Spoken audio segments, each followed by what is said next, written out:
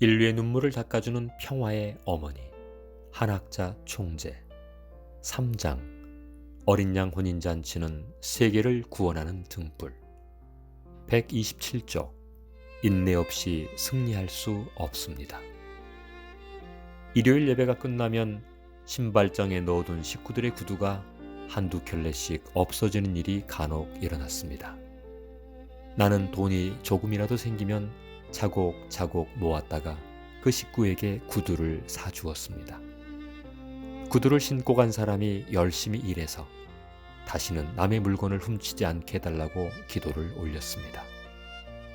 행사가 열리면 200명에서 300명씩 모였는데 그들에게 식사를 대접할 쌀이 늘 부족했습니다. 그래서 큰 가마솥에 보리를 넣고 끓였습니다. 옹기종기 모여 앉아 사발에 죽을 퍼서 나눠 먹으며 식구들은 오히려 감사했습니다. 이 모든 것이 하나님이 주신 선물입니다. 명절이 다가오면 설렘이나 기쁨보다는 안타까움이 먼저 찾아왔습니다. 보름 전부터 이리저리 뛰어다니며 준비를 해야 사과 한 개, 사탕 한 알씩이라도 겨우 나눠줄 수 있었습니다. 나는 임신했을 때 귤이 유독 먹고 싶었으나 그럴 형편이 되지 못했습니다. 그것을 눈치챈 식구 한 사람이 귤을 사와 그 자리에서 47개를 순식간에 먹었습니다. 얼마나 고맙고 눈물이 났는지 모릅니다. 나는 문 총재와 살아생전에 수많은 일들을 놓고 깊은 이야기를 나눴습니다. 많은 일을 겪으면서 눈빛만으로도 서로를 이해할 수 있었습니다. 문 총재가 겪은 노정과 내가 걸어온 길이 신비할 정도로 너무나 닮았기 때문이었습니다. 대부분의 사람들은 내가 대단히 행복하고 모든 면에서 부족한 것이 없는 사람이라 여겼습니다. 우주의 어머니로서 문 총재를 만나 행복한 가정을 꾸리고 삶을 즐기고 있지 않냐는 것이었습니다.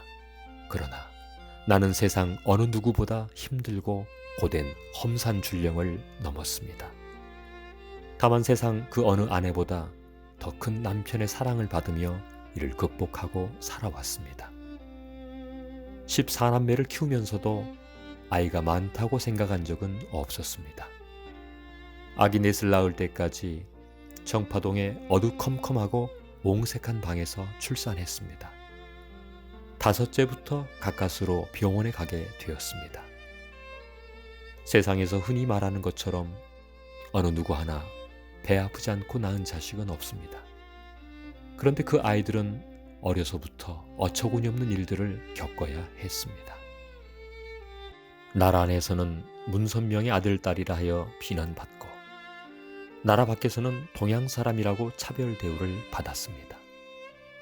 단지 문선명 한학자의 아들, 딸이라는 이유 하나로 고통을 겪어야 하는 아이들을 품에 안고 나는 한탄하거나 슬퍼하지 않았습니다. 오히려 감사의 기도를 올렸습니다. 우리 부부는 아이들을 사랑과 헌신으로 돌보았음에도 해야 할 교회 일과 뜻길이 너무 바빠 함께하지 못하는 일이 더 많았습니다. 문 총재가 세계 순회를 떠난 어느 날 3살이 안 된 효진이가 방바닥에 앉아 그림을 그리기 시작했습니다. 평상시에는 차나 자전거를 그리기를 좋아했습니다. 그날따라 흰 종이에 어설프게나마 얼굴 하나를 그렸습니다. 나는 그 사람이 아버지라는 것을 알면서도 짐짓 물었습니다. 효진아, 이 사람이 누구니?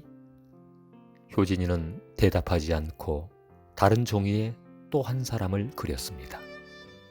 처음과 다른 얼굴이었지만 이번에도 영락없는 아버지였습니다.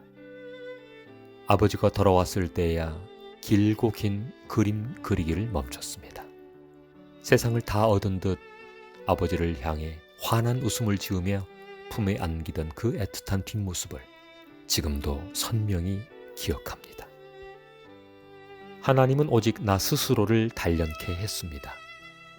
나에게 필요한 것은 지치지 않는 신앙과 굳센 의지, 그리고 인내였습니다. 그것이 오늘의 나를 만들어냈습니다.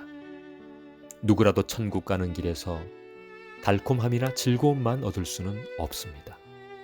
신앙적인 고통이야말로 하나님의 은혜를 느낄 수 있는 가장 귀한 축복입니다. 그 시험을 이겨내야 참다운 인간으로 태어납니다. 인내의 쓰디쓴 열매가 알알이 맺혀 어느 날엔가 빛나는 자랑이 됩니다.